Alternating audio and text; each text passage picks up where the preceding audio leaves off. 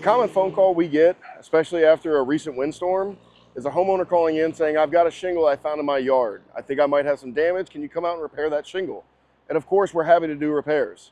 But I want to show you one thing that a lot of homeowners don't think about.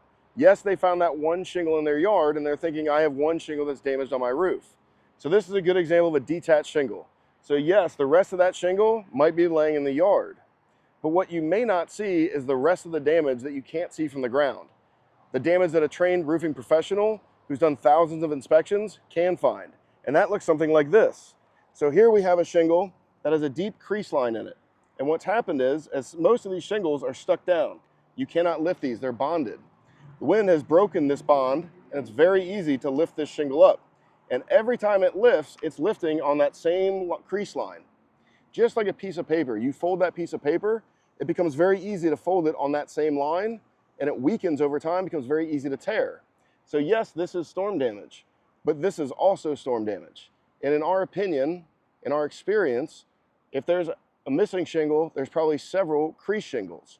So this shingle is still damaged by wind, and over time, it's going to continue to flap around and weaken, tear, and fly off. So this roof has a couple of shingles that are missing, but it has dozens of them that are creased like this. So the damage is actually far more extensive than that homeowner thought. Before you rush to have a roofer come out and replace that one shingle, there's some things that you need to keep in mind. So we've got a couple missing shingles on this roof. Can we grab a shingle off the shelf at one of the big box stores and put it in this? Of course we can, but unfortunately that wouldn't be against code, or at least it may not be against code. Before we at Your Service perform a repair, we first need to identify the shingle that the roof system is comprised of to make sure that the replacement shingles that we use are compatible with that current system, because it's required by code. In fact, it's R904.2 called the compatibility of materials.